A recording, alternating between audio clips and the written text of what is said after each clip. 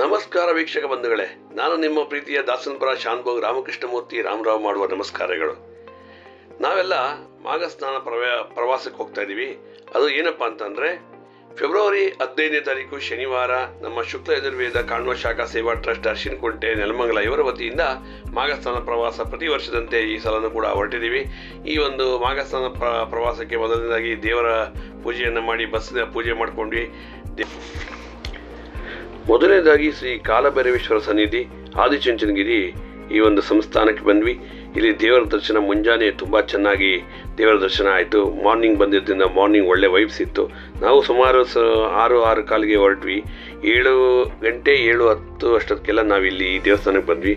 ದೇವಸ್ಥಾನದ ಆವರಣ ಪ್ರವೇಶ ಮಾಡ್ತಾ ಇದ್ದೀವಿ. ದೇವರ ದರ್ಶನ ಚೆನ್ನಾಗಾಯಿತು, ಒಳ್ಳೆ ಅಲಂಕೃತವಾಗಿತ್ತು. ದೇವಸ್ಥಾನ ಅಷ್ಟೇ ತಂಪಾಗಿ ಕೂಲ್ ಆಗಿತ್ತು. ಹಾಗೆ ದೇವಸ್ಥಾನಕ್ಕೆ ಬಂದಿದ ತಕ್ಷಣ ಮನಸ್ಸಿಗೆ ಏನೋ ಒಂದು ರೀತಿ ಉತ್ಸಾಹ ಕೂಡ ಆಯಿತು. ಯಾಕೆ ಅಂತಂದರೆ ಈ ಬೆಳಿಗ್ಗೆ ಜರ್ನಿ ಮಾಡೋದು, ಬೆಳಿಗ್ಗೆ ದೇವಸ್ಥಾನಕ್ಕೆ ಬರೋದು, ಆ ದೀಪಗಳ ಬೆಳಕಲ್ಲಿ ದೇವರಗಳನ್ನ ನೋಡಿದಾಗ, ಆ ಒಂದು ಹೂವಿನ ಅಲಂಕಾರದಿಂದ ಕಂಗೊಳಿಸ್ತಾ ಇರುವಂಥ ಭವ್ಯ ಮೂರ್ತಿಗಳನ್ನ ನೋಡಿದಾಗ ತುಂಬ ಖುಷಿಯಾಯಿತು. ಈ ದೇವಸ್ಥಾನದಲ್ಲಿ ಗಣೇಶ, ಕಾಲಭೈರವೇಶ್ವರ, ಪಾರ್ವತಿ ಅಮ್ಮನವರು ಹಾಗೆ ಸ್ತಂಭಾಂಬಿಕಾ ದೇವಿ ಇದೆ. ಇದರ ಒಂದು ಅಂಡರ್ಗ್ರೌಂಡಲ್ಲಿ ಇಳಿಬೇಕು, ಅಂದರೆ ಕೆಳಗಡೆ ಸುರಂಗದಲ್ಲಿ ಇಳಿಬೇಕು. ಅಲ್ಲಿ ಇಳಿದ್ಬಿಟ್ಟು ದೇವಿಯ ದರ್ಶನವನ್ನು ಮಾಡ್ಬೋದು. ಶ್ರೀ ಡಾಕ್ಟರ್ ಬಾಲಗಂಗಾಧರನಾಥ ಸ್ವಾಮೀಜಿಯವರ ಒಂದು ಭವ್ಯ ಆಶ್ರಯದಲ್ಲಿ ಈ ಭವ್ಯ ದೇಗುಲ ನಿರ್ಮಾಣವಾಗಿ ಇವತ್ತು ನಾಡಿನಾದ್ಯಂತ ವಿಶ್ವದಾದ್ಯಂತ ಪ್ರಸಿದ್ಧಿಯನ್ನು ಕಂಡಿದೆ. ಹಾಗೆ ಅಲ್ಲಿ ಒಂದು ಗ್ರೂಪ್ ಫೋಟೋ ತೆಗೆಸ್ಕೊಂಡ್ವಿ. ಗ್ರೂಪ್ ಫೋಟೋ ತೆಗೆಸ್ಕೊಂಡಿದ್ದ ತಕ್ಷಣ ಗೊತ್ತಲ್ಲ ಮಾಮೂಲಿ ಇಡ್ಲಿ ವಡೆ ಹಾಗೆ ಉಪ್ಪಿಟ್ಟನ್ನು ನಾವು ಅಲ್ಲಿ ತಿಂಡಿ ತಗೊಂಡ್ವಿ. ಆ ತಿಂಡಿ ತಿಂತಾ ಇರೋ ಟೈಮಲ್ಲಿ ನಮ್ಮ ಫ್ಯಾನ್ಸ್ಗಳೆಲ್ಲ ಸಿಕ್ಕಿದ್ದು. ಅವರೆಲ್ಲ ತುಂಬ ಖುಷಿಪಟ್ಟರು, ಸಂತೋಷಪಟ್ಟರು. You done a wonderful job ಅಂತ ಕೂಡ ನನ್ನನ್ನು ಅಪ್ರಿಷಿಯೇಟ್ ಮಾಡಿದ್ರು. ಹಾಗೆ ಮೆಮೊರಬಲ್ ಆಗಿರುತ್ತೆ ನೀವು ಮಾಡ್ತಾ ಇರೋ ವಿಡಿಯೋ ಅಂತ ಕೂಡ ನನಗೆ ಸಾಕಷ್ಟು ಜನ ಹೇಳಿದ್ರು. ತುಂಬ ಥ್ಯಾಂಕ್ಸ್ ಎಲ್ಲರಿಗೂ. ಇದು ಆದ ನಂತರ ನಾವು ಹಾಗೆ ನಮ್ಮ ಜರ್ನಿ ಮುಂದುವರಿತು. ಶಾಂತಿ ಗ್ರಾಮ ಅಂತ ಇದು ಹಾಗೆ ಕಂಟಿನ್ಯೂ ಆಯಿತು. ಇದೆಲ್ಲ ಇನ್ನು ಹಾಗೆ ನಮ್ಮ ಹಾಸನ ಹಾಗೆ ಅರಸೀಕೆರೆ ಭಾಗದಲ್ಲಿ ಬರುವಂಥ ದೇವಸ್ಥಾನಗಳು. ಇಲ್ಲಿ ನಾವು ಈ ಶಾಂತಿ ಗ್ರಾಮಕ್ಕೆ ಹೋದಾಗ ಇಲ್ಲಿ ಕೇಶವ ಸ್ವಾಮಿ ದೇವಸ್ಥಾನ ಮೊದಲು ಭೇಟಿ ಮಾಡಿದ್ವಿ. ದೇವಸ್ಥಾನ ಅಂತೂ ತುಂಬ ಚೆನ್ನಾಗಿತ್ತು. ಇಲ್ಲಿ ನಾವು ಹೋದ್ವಲ್ಲ, ಅಂದರೆ ಶನಿವಾರ 15ನೇ ತಾರೀಕು ಫೆಬ್ರವರಿ ಹೋದ್ವಿ. ಅದೇ 14ನೇ ತಾರೀಕು ಶುಕ್ರವಾರ ಇಲ್ಲಿ ರಥೋತ್ಸವ ಕೂಡ ಆಯಿತು. ತುಂಬಾ ಚೆನ್ನಾಗಿತ್ತು. ಕೇಶವ ಸ್ವಾಮಿ ದೇವಸ್ಥಾನದಲ್ಲಂತೂ ಭವ್ಯವಾದ ಅಲಂಕಾರ ಕೂಡ ಆಗಿತ್ತು. ಸ್ವಾಮಿಯ ದರ್ಶನವಾಯಿತು, ಶ್ರೀ ರಾಮಾನುಜಾಚಾರ್ಯರ ದರ್ಶನವಾಯಿತು, ಹಾಗೂ ಹಲವಾರು ಗುರುವರೆಣ್ಯರ ದರ್ಶನ ಕೂಡ ನಾವು ಅಲ್ಲಿ ಮಾಡಿದ್ವಿ ದೇವಸ್ಥಾನದಲ್ಲಿ. ಯಾಕೆಂದರೆ ಅಲ್ಲಿ ರಥೋತ್ಸವ ಆಗಿದ್ದರಿಂದ ಮೂರ್ತಿಯಾಗಿ ಕಂಗೊಳಿಸ್ತಾ ಇತ್ತು. ಆ ದೇವರ ಸಾಕ್ಷಾತ್ ಪರಮಾತ್ಮ ತಿರುಪತಿಯಲ್ಲಿ ನಾವು ನಾರಾಯಣನ್ನೇ ನೋಡಿದಷ್ಟು ಖುಷಿಯಾಯಿತು. ಈ ಒಂದು ಮಾಘಸ್ನಾನದ ಪ್ರವಾಸದಲ್ಲಿ ಇಂಥ ಮಹಾ ದೇವರಗಳ ಒಂದು ದರ್ಶನವನ್ನು ಮಾಡಿದ್ದು ನಮ್ಮ ಪೂರ್ವಜನ್ಮದ ಪುಣ್ಯ, ಹಾಗೆ ನಮ್ಮ ಸೌಭಾಗ್ಯ ಅಂತ ನಾನು ತಿಳ್ಕೊಂಡಿದ್ದೀನಿ. ಇಲ್ಲಿ ನಾವು ಕೇಶವನ ದರ್ಶನ ಮಾಡಿದ ತಕ್ಷಣ ಇದೇ ಶಾಂತಿ ಗ್ರಾಮದಲ್ಲಿ ಶ್ರೀ ಲಕ್ಷ್ಮೀ ವರದ ಯೋಗ ಭೋಗ ನರಸಿಂಹಸ್ವಾಮಿ ದೇವಸ್ಥಾನಕ್ಕೆ ಹೋದ್ವಿ. ಅಲ್ಲಿ ಕೂಡ ತುಂಬ ಚೆನ್ನಾಗಿ ಇತ್ತು ದೇವಸ್ಥಾನ. ಅವಳ ಪ್ರಾಂಗಣದಲ್ಲಿ ತುಂಬ ತಂಪಾಗಿತ್ತು. ಆಗಲೇ ಬಿಸಿಲು ಜೋರಾಗಿದೆ, ಇನ್ನು ಬೇಸಿಗೆ ಬಂದೇ ಇಲ್ಲ, ಆಗಲಿ ಇಷ್ಟೊಂದು ಬಿಸಿಲು ಜೋರಾಗಿತ್ತು. ಸ್ವಾಮಿಗೆ ಅಭಿಷೇಕ ಅಲಂಕಾರ ಮಾಡ್ತಾಯಿದ್ರು. ಅದನ್ನು ನಾವು ಕಣ್ಣಾರ ಸಾಕ್ಷೀಕರಿಸಿದ್ವಿ, ಅದನ್ನು ಕಣ್ತುಂಬ್ಕೊಂಡ್ವಿ. ತುಂಬಾ ಚೆನ್ನಾಗಿತ್ತು. ದರ್ಶನ ಮಾತ್ರ ತುಂಬ ಚೆನ್ನಾಗಾಯಿತು.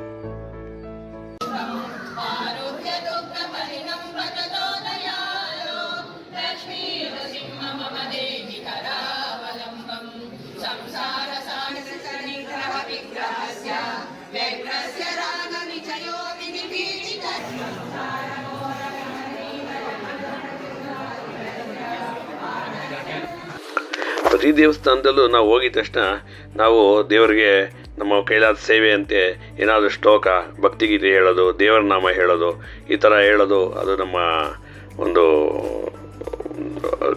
ರಕ್ತಗತವಾಗಿ ಬಂದಂಥದ್ದು. ಅದನ್ನು ನಾವು ಮಾಡ್ತೀವಿ. ನಾನು ಮಾಡಿಲ್ಲ ಅಂದರೂ ಇನ್ನೊಬ್ಬರು ಅದು ಮಾಡ್ತಾರೆ. ಯಾರಾದರೂ ಒಬ್ಬರು ಒಂದು ದೇವ್ರಿಗೆ ಹಾಡ್ತಾರೆ. ಅದಾದ ನಂತರ ನಾವು ಅಲ್ಲಿ ಒಂದು ಗ್ರೂಪ್ ಫೋಟೋ ತೆಗೆದುಕೊಂಡ್ವಿ ಈಚೆ ಕಡೆ. ಅಲ್ಲಿಂದ ನಮ್ಮ ಬಸ್ಗಳು ಹೊರಡೋಕ್ಕೆ ಶುರುವಾಯಿತು. ಮತ್ತು ಮುಂದೆ ಜರ್ನಿ ಮುಂದುವರಿಸ್ತಾ ಇನ್ನೂ ಹಲವಾರು ವಿಚಾರಗಳನ್ನ ಹೇಳ್ತಾ ಇರ್ತೀನಿ. ನಾವು 3 ಬಸ್ಸಲ್ಲಿ ಹೋಗಿದ್ವಿ ಟೋಟಲಾಗಿ. ಅದರಲ್ಲಿ ನಾವು ಬಸ್ ನಂಬರ್ 2ನಲ್ಲಿದ್ವಿ. ಬಸ್ ನಂಬರ್ 1 ಕೂಡ ತುಂಬ ಚೆನ್ನಾಗಿತ್ತು. ಹಾಗೆ ಇನ್ನೊಂದು ಮಿನಿ ಬಸ್ಸು. ಟೋಟಲಾಗಿ ಹೆಚ್ಚು ಕಮ್ಮಿ 120+ ಜನ ನಾವು ಹೋಗಿದ್ದು. 150 ಜನವರೆಗೂ ಹೋಗಿದ್ವಿ. ನಮ್ಮ ಪಯಣ ಶ್ರೀ ಭೂಚೇಶ್ವರ ಸ್ವಾಮಿ ದೇವಸ್ಥಾನ ಹಾಗೆ ಕಾಲಭೈರವೇಶ್ವರ ಸ್ವಾಮಿ ಸನ್ನಿಧಿ, ಅಂದರೆ ಇದು ಕೋರವಂಗಲ. ಈ ಕೋರವಂಗಲಕ್ಕೆ ಹೋದ್ವಿ. ಕೋರಮಂಗಲ ಈ ದೇವಸ್ಥಾನಗಳೆಲ್ಲ ಪ್ರಾಚೀನ ಪುರಾತತ್ವ ಇಲಾಖೆಗೆ ಒಳಪಟ್ಟಿರುತ್ತೆ. ಯಾಕೆಂತಂದರೆ ಇದೆಲ್ಲ ಕಲ್ಯಾಣ ಚಾಲುಕ್ಯರ ನಂತರ ಹೊಯ್ಸಳರ ಕಾಲದಲ್ಲಿ ಬಂದಂಥ ವಾಸ್ತುಶಿಲ್ಪ ದೇವಸ್ಥಾನ. ಅಲ್ಲಿ ಕೂಡ ದರ್ಶನ ಮಾಡಿದ್ವಿ. ಬೇಗ ಹೋಗೋಣ, ಬೇರೆ ದೇವಸ್ಥಾನಗಳಿಗೆ ಕವರಪ್ ಮಾಡ್ಬೋದು ಅನ್ನೋ ಒಂದು ದೃಷ್ಟಿಯಿಂದ ಹಾಗೆ ಮುಂದೆ ಹೋದ್ವಿ. ಇದು ಮುಂದಿನ ದೇವಸ್ಥಾನ ಹಾರನಹಳ್ಳಿಗೆ ಹೋದ್ವಿ. ಅಂದರೆ ಹಾರನಹಳ್ಳಿ ರಾಮಸ್ವಾಮಿ ಅಂತ ನೀವು ಕೇಳಿರ್ತೀರ, ಒಬ್ಬ ಪ್ರತಿಭಾವಂತ ಪ್ರತಿಷ್ಠಿತ ವ್ಯಕ್ತಿ. ಈ ದೇವಸ್ಥಾನದಲ್ಲಿ ತ್ರಿಕುಟಾಚಲೇಶ್ವರ ದೇವಸ್ಥಾನ ಒಂದು ದರ್ಶನ ಮಾಡಿದ್ವಿ. ಇಲ್ಲಿ ಕೂಡ ದೇವಸ್ಥಾನದಲ್ಲಿ ಶ್ರೀ ಗೋಪಾಲಕೃಷ್ಣ, ಚನ್ನಕೇಶವ, ಹಾಗೆ ಆನಂತರ ಶ್ರೀ ಲಕ್ಷ್ಮೀ ನರಸಿಂಹಸ್ವಾಮಿ ದರ್ಶನ ಆಯಿತು. ಅದಾದ ನಂತರ ಜಾವಗಲ್ ಬಂದ್ವಿ. ಜಾವಗಲ್ ಅಂದ ತಕ್ಷಣ ಜಾವಗಲ್ ಶ್ರೀನಾಥ್ ಕೂಡ ನಮಗೆ ನೆನಪಾಗ್ತಾರೆ, ಒಬ್ಬ ಪ್ರಸಿದ್ಧ ಕ್ರಿಕೆಟ್ ಆಟಗಾರ, ಆ ಕಾಲದಲ್ಲಿ ಹೆಚ್ಚು ಹೆಸರುವಾಸಿ ಆದಂಥವ್ರು. ಇಲ್ಲೆಲ್ಲ ನೋಡಿದ್ರೆ ತುಂಬ ಪ್ರಸಿದ್ಧವಾಗಿರೋದು ವಾಸ್ತುಶಿಲ್ಪಕ್ಕೆ ತುಂಬ ಹೆಸರಾಗಿತ್ತು. ಈ ದೇವಸ್ಥಾನದಲ್ಲಿ ಕೂಡ ಹಲವಾರು ಸಿವಿಲ್ ವರ್ಕ್ ಅಂದರೆ ಆಗ್ತಾಯಿತ್ತು. ಅಂದರೆ ರಿಪೇರಿ ಕೆಲಸಗಳು, ದುರಸ್ತಿ ಕಾರ್ಯಗಳೆಲ್ಲ ನಡೀತಾ ಇತ್ತು. ಅಲ್ಲಿ ಕ್ರೇನ್ ತೊಗೊಂಬಂದು ದೇವಸ್ಥಾನದ ಮೇಲೆ ಅಲ್ಲಿ ಒಂದು ಇದನ್ನು ಕಂಬಗಳನ್ನ ನೆಡ್ತಾ ಇದ್ರು. ನೋಡಿ, ಈ ಕಾಲದಲ್ಲಿ ಅದೇ ಕ್ರೇನು ಅದು ಇದೆಲ್ಲ ಬಳಸ್ತಾ ಇದ್ದರು. ಆ ಕಾಲದಲ್ಲಿ ಇಷ್ಟು ದೊಡ್ಡ ಕಲ್ಲು ಏಕಶಿಲೆಗಳಲ್ಲಿ ಕೆತ್ತನೆ ಮಾಡಿದಂಥದ್ದು, ಉಳಿ ಹೋಗದೇ ಇರೋಂಥ ಜಾಗದಲ್ಲಿ ಕೆತ್ತನೆ ಮಾಡಿರೋಂಥದ್ದು, ಹಾಗೆ ಸಾಕಷ್ಟು ಇದನ್ನು ನಾವು ನೋಡ್ಬೋದು. ಅಂಥ ಭವ್ಯ ದೇಗುಲಗಳನ್ನ ನಿರ್ಮಾಣ ಮಾಡಿರುವಂಥ ಅಂಥ ಕಾಲದಲ್ಲಿ ಮಾಡಿದಂಥ ಅಂಥ ಮಹಾನುಭಾವರೇ ಉತ್ತಮ. ಅವ್ರ ಮುಂದೆ ಕಂಪೇರ್ ಮಾಡಿಕೊಂಡ್ರೆ ನಾವು ಅವ್ರ ಮುಂದೆ ಏನೇನೂ ಇಲ್ಲ ಅನ್ನೋದು ನನ್ನ ಒಂದು ಮಾತು. ಹಾಗೆ ಆ ದೇವಸ್ಥಾನದ ಇತಿಹಾಸಗಳನ್ನ ಅಲ್ಲಿ ತಿಳುವಳಿಕೆದಾರರು ಸಾಕಷ್ಟು ಜನ ಅದನ್ನು ಹೇಳಿದ್ರು. ಅದಾದ ನಂತರ ಬೆಳವಾಡಿ ವೀರನಾರಾಯಣ ಸ್ವಾಮಿ ದೇವಸ್ಥಾನಕ್ಕೆ ನಾವು ಹೋದ್ವಿ. ದೇವಸ್ಥಾನ ಬಾಗಿಲಾಗ್ಬಿಟ್ಟಿತ್ತು. ಅದಾದ ನಂತರ ಅಲ್ಲೇ ಪಕ್ಕದಲ್ಲಿ ಶ್ರೀ ಉದ್ಭವ ಗಣಪತಿ ದೇವಸ್ಥಾನ ಇತ್ತು. ಅಷ್ಟೊತ್ತಿಗಾಗಲೇ ಮಧ್ಯಾಹ್ನ ಸರಿಸುಮಾರು 2 ಗಂಟೆ ದಾಟಿತ್ತು. ಹಾಗೆ ನಾವು ಇನ್ನೇನಪ್ಪ ಅಂತೇಳಿ ಅಲ್ಲೇ ಊಟ ಮಾಡೋದಕ್ಕೆ ಒಳ್ಳೆ ಸೌಕರ್ಯ ಇತ್ತು, ಚೆನ್ನಾಗಿತ್ತು ಜಾಗ ಮಾತ್ರ. ಹಾಗೆ ನಾವು ಬಸ್ನ ಅಲ್ಲೇ ನಿಲ್ಲಿಸಿ ಅಲ್ಲೇ ಊಟ ಮುಗಿಸ್ಕೊಂಡು ಆಮೇಲೆ ನಮ್ಮ ಒಂದು ಪ್ರಯಾಣ ಮುಂದುವರ್ಸೋಣ ಅಂತೇಳಿ ನಮ್ಮ ಶಾಖಾ ಬಂಧುಗಳೆಲ್ಲ ಮಾತಾಡ್ಕೊಂಡ್ವಿ. ಅಲ್ಲಿ ನಾವು ಬೆಳಗ್ಗೆನೇ ನಾವು ಪಲಾವನ್ನು, ಮೊಸರು ಬಜ್ಜಿನ, ಮೊಸರನ್ನು ತಯಾರು ಮಾಡಿ ಇಟ್ಕೊಂಡಿದ್ವಿ ಬಸ್ಸಲ್ಲಿ. ಬೆಳಗ್ಗೆ ಹೊರಟಾಗ್ಲೇ ತಿಂಡಿ ಜೊತೆ ಅದು ಕೂಡ ನಮಗೆ ಬಿಸಿಯಾಗಿ ಸಿಕ್ತು. ಅದನ್ನು ರುಚಿಯನ್ನು ಸವಿದ್ವಿ, ಹೊಟ್ಟೆ ತುಂಬಿತು. ಏನೇ ಅಂದರೂ ಹೊರಗಡೆ ಬಂದಾಗ ನಾವು ಮನೆಗಿಂತ ಹೆಚ್ಚು ಊಟ ಮಾಡ್ತೀವಿ ಅನ್ನೋದು ನಿಜವಾಗ್ಲೂ ಕನ್ಫರ್ಮ್ ಆಯಿತು. ಅದಾದ ನಂತರ ನಮ್ಮ ಜರ್ನಿ ಮುಂದುವರಿಸ್ಕೊಂಡು ನಾವು ಇರಬೇಕಾದಂಥ ಜಾಗ, ಹಾಲ್ಟಿಂಗ್ ಜಾಗ ಅಂದರೆ ಹರಿಹರಪುರಕ್ಕೆ ಬಂದ್ವಿ. ಹರಿಹರಪುರಕ್ಕೆ ಬಂದು ಅಲ್ಲಿ ಸ್ವಲ್ಪ ರಿಫ್ರೆಶ್ ಆಗಿ ಕಾಫಿ ಕುಡಿದ್ವಿ, ದೇವರ ಭಜನೆಯನ್ನು ಮಾಡಿದ್ವಿ. ಅಲ್ಲಿ ಪುಟಾಣಿ ಕೂಡ ದೇವರ ಒಂದು ನಾಮಕ್ಕೆ ನಮ್ಮ ಜೊತೆ ಸೇರಿಕೊಳ್ತು. ನಮ್ಮ ಶಾಖೆಯ ಬಂಧುಗಳು, ಯುವ ಸಮಿತಿಯವರು, ಸಾಕಷ್ಟು ಜನ ಎಲ್ಲ ಭಕ್ತವೃಂದದವರು ಸೇರಿಕೊಂಡು ಒಂದು ದೇವರ ಕೀರ್ತನೆಯನ್ನು ಹಾಡಿದ್ವಿ.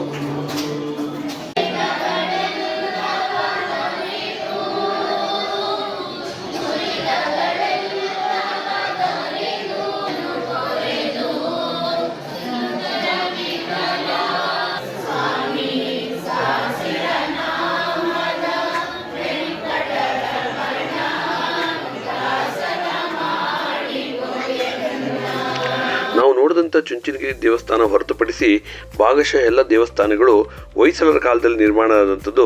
ಹೊಯ್ಸಳರ ದೊರೆ ವಿಷ್ಣುವರ್ಧನ ಹಾಗೂ ನಾಟ್ಯರಾಣಿ ಶಾಂತಲಾ ಅವರು ಕಟ್ಟಿಸಿದ ದೇವಸ್ಥಾನ. ಯಾಕೆಂತಂದರೆ ಈ ದೇವಸ್ಥಾನಗಳು ಅವರು ಒಂದೊಂದು ಯುದ್ಧವನ್ನು ಗೆದ್ದಂಥ ಕಾಲದಲ್ಲಿ ಅದರ ಗುರುತಾಗಿ ಅಜರಾಮರವಾಗಿರಲಿ ಅಂತ ದೇವಾಲಯಗಳನ್ನ ನಿರ್ಮಿಸಿದ್ರು.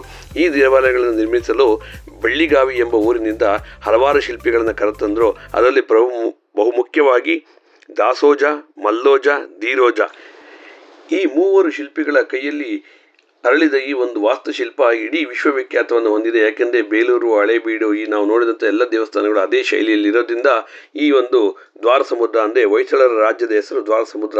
ಇವರ ಒಂದು ಆಶ್ರಯದಲ್ಲಿ ಏನು ನಿರ್ಮಾಣವಾಗಿತ್ತು ದೇವಸ್ಥಾನ ಇಂದಿಗೂ ಭವ್ಯ ಪರಂಪರೆಯನ್ನು ನೀಡುತ್ತಾ ಸದಾಕಾಲ ಎಲ್ಲರ ಮನದಲ್ಲಿ ಅಚ್ಚಳಿಯದೆ ಉಳಿದಿದೆ.